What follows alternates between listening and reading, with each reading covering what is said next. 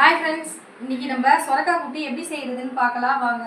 அதுக்கு தேவையான பொருள்லாம் நான் இப்போ சொல்கிறேன், வாங்க போய் பார்க்கலாம். நாங்கள் இப்போ தான் சேனல் புதுசாக ஓப்பன் பண்ணியிருக்கோம். வீடியோ ஃபுல்லாக பாருங்கள். யாருமே சப்ஸ்கிரைப் பண்ண மாட்டேங்கிறீங்க. பார்க்குற வியூவர்ஸில் கொஞ்சம் சப்ஸ்கிரைப் பண்ணுங்கள். 100 கிராம் பாசிப்பருப்பு, தக்காளி, வெங்காயம், பூண்டு, கருவேப்பிலை, அரை மூடி தேங்காய் துருவல், ஒரு சொரக்காய். வாங்க இப்போ நம்ம எப்படி செய்கிறதுன்னு பார்க்கலாம். பாசிப்பருப்பை நல்லா அலசிக்கலாம். பருப்பு போட்டுக்கலாம். பாசிப்பருப்பு பருப்போட தண்ணி ஊற்றிக்கலாம்.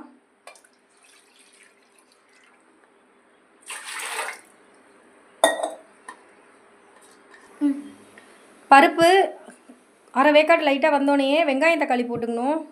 நான் இப்போ பருப்பு போட்டிருக்கேன், கொஞ்சம் கொதிக்கிட்டும். பருப்பு கொதிய போது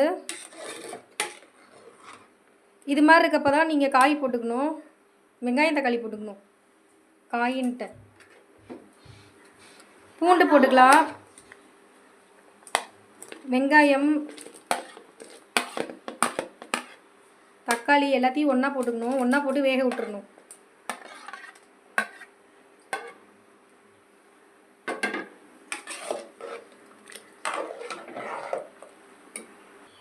கால் ஸ்பூன் மஞ்சத்தூள் போட்டுக்கலாம். வேகிறதுக்கு பொங்காமல் இருக்கிறதுக்கு எண்ணெய் ஊற்றிக்கணும்.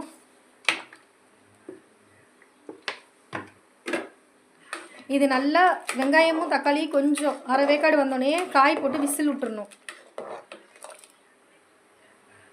கொதிஞ்சிட்ருக்கட்டும். ஒரு 2 நிமிஷம், ஒரு 2 நிமிஷத்தில் காய் சொரக்காய் போட்டுக்கலாம். அதில்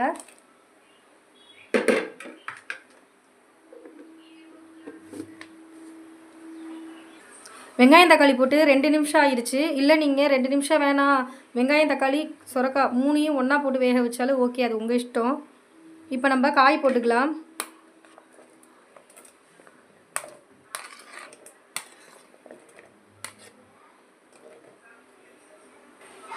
தண்ணி பத்தலை, காய் போட்டனால தண்ணி கொஞ்சம் கம்மியாயிருச்சு. கொஞ்சமாக ஊற்றிக்கலாம், நிறைய வேணாம், கொஞ்சமாக போதும். இப்போ இதோட உப்பு போட்டுக்கலாம்.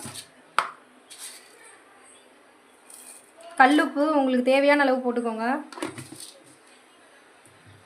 காய் வெந்துருச்சுன்னா நம்ம காயை ஒதுக்கிட்டு பருப்பு மட்டும் லைட்டாக எல்லாம் வெந்துடும். வெங்காயம் தக்காளியோட நல்லா வெந்துடும். சொரக்காய் மட்டும் கொலைய விடாமல் பார்த்துக்கோங்க. ஒரு விசில் அடித்தா போதும். 2 விசில்லாம் அடிக்க வேணாம், ஒரு விசில் அடித்தா போதும். ஒரு விசில் அடிச்சிருச்சுன்னா அடுத்து தேங்காய் அரைச்சி ஊற்றி தாளிக்கிறது தான். வாங்க நம்ம வேக விட்டுறலாம். ஒரு விசில் வரட்டும். பருப்பு அங்கே வெந்துட்டுருக்கு. நம்ம அரைக்கிறதுக்கு தேங்காய் அரைச்சி ஊற்றுறதுக்கு அரை மூடி தேங்காய் துருவல், அதோட கொஞ்சமாக சோம்பு, இவ்வளோ அளவு இருந்தால் போதும். அதிகம் போட்டிங்கன்னா ஒரு மாதிரி ஸ்மெல் எடுத்துக்கும். அதோட போட்டு அரைச்சிக்கணும். நல்லா நைஸாக அரைச்சிக்கோங்க. வாங்க, தெரியுதா பாருங்கள். அரை மூடி தேங்காய் துருவல், கொஞ்சமாக சோம்பு, இந்தளவு போட்டுக்கோங்க. நிறையா போட்டிங்கன்னா ஸ்மெல் எடுத்துக்கும். இப்போ இதை நம்ம நைஸாக அரைச்சிக்கணும். வாங்க அரைச்சிட்டு வந்துக்கலாம். தாளிக்கிற பொருள் அதுக்குள்ளே நான் சொல்லிடுறேன். பருப்பு வேகிறதுக்குள்ளே ஜீரகம் கொஞ்சமாக, வரமிளகாய் ஒரு வரமிளகாவை 2ஆக கட் பண்ணி வச்சுருக்கேன். நாங்கள் காரம் கம்மியாக சாப்பிடுவோம். நீங்கள் அதிகம் சாப்பிட்ற மாதிரி இருந்தால் 2 இல்லை 3 வரமிளகாய் வச்சுக்கோங்க. பருப்பில் வேக போடுறப்ப பச்சை மிளகாவும் 2 போட்டுக்கோங்க. அப்போ தான் உங்களுக்கு காரம் கரெக்டாக இருக்கும். அதுக்கப்புறமேட்டு கருவேப்பிலை, கடுகு கொஞ்சம், அப்புறம் பெருங்காயம் உங்களுக்கு தேவையான அளவு. நான் போடுறப்ப காமிக்கிறேன். பருப்பு இப்போ வெந்துட்டுருக்கு. மிக்சியில் தேங்காய் அடித்து வச்சாச்சு. பருப்பு வெந்துருச்சுன்னா நம்ம தாளிக்கிறது, அவ்வளோதான். கொத்தமல்லி சொல்ல மறந்துட்டேன். கொத்தமல்லி தாளிப்புக்கு பார்த்துக்கோங்க. வாங்க பருப்பு வெந்துருச்சான்னு பார்க்கலாம்.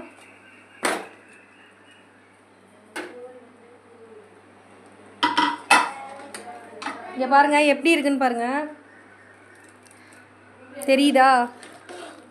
நான் ஃபஸ்ட்டு ஒரு விசில் விட்டேன், அப்புறம் இன்னும் ஒரு விசில் விட்டேன். 2 விசில் தான் விட்டேன். இங்கே பாருங்கள் அதுக்குள்ளே எப்படி இதாக இருக்குன்னு பாருங்கள். இதை நீங்கள் கடையவும் தேவையில்லை. தக்காளி எல்லாமே இதாகிருச்சு. சொரக்காயும் எப்படி இருக்குன்னு பாருங்கள். இனிமேல் தாளிக்கிறது தான். வாங்க பார்க்கலாம். எண்ணெய் ஊற்றிக்கலாம். கடுகு போட்டுக்கலாம்.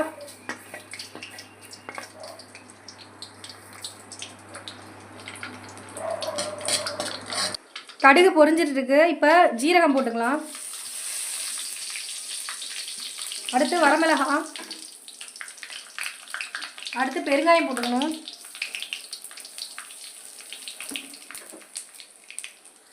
போட்டுக்கலாம். கொத்தமல்லி இப்பயே போட்டுக்கலாம் கொஞ்சம், அப்புறம் பாதி கொஞ்சம் போட்டுக்கலாம். இதுக்கு மசாலாலாம் எதுவும் போட தேவையில்லை. நம்ம பருப்புலேயே வந்து மஞ்சத்தூள் எல்லாமே போட்டோம். வெறும் மஞ்சத்தூள், காரத்துக்கு வந்து மிளகாத்தூள், புளிப்புலாம் வந்து புளி ஊற்றக்கூடாது. புளிப்புக்கு வந்து நீங்கள் தக்காளி தான் போடணும். இப்போ இதோட ஊற்றிக்கலாம்.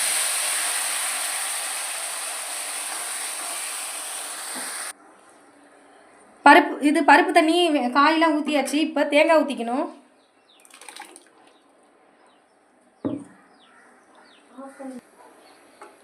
தேங்காய் ஊற்றியாச்சு. இது நல்லா கொதியணும். இதுக்கு புளி வந்து போடக்கூடாது. புளிப்புக்கு வந்து நீங்கள் தக்காளி எக்ஸ்ட்ரா போட்டுக்கணும். மிளகாத்தூளும் போடக்கூடாது, மல்லித்தூளும் போடக்கூடாது. வெறும் தேங்காய், காரத்துக்கு வந்து பச்சை மிளகாய், நம்ம சோம்பு போட்டிருக்கனால நல்லா டேஸ்ட்டாக இருக்கும். இது ஒரு கொதி வந்தோடனே அவ்வளோதான், சாப்பிட்றது தான். கொத்தமல்லி போட்டு ஈஸியாக இருக்கும், ரொம்ப ரொம்ப ஈஸியாக இருக்கும். காலேஜ் பாய்ஸும் வச்சுக்கலாம். ஈஸியாக இருக்கும், ரொம்ப ஈஸியாக இருக்கும். நல்லா டேஸ்ட்டாகவும் இருக்கும். இருங்க, நான் டேஸ்ட் பண்ணி பார்க்குறேன். இப்போ எல்லாமே சூப்பராக இருக்குது. உப்பு தான் கம்மியாக இருக்குது. உப்பு கொஞ்சம் போட்டுக்கிறேன். உப்பு எனக்கு கம்மியாக இருக்குது, அதனால் நான் கொஞ்சமாக போட்டுக்கிறேன்.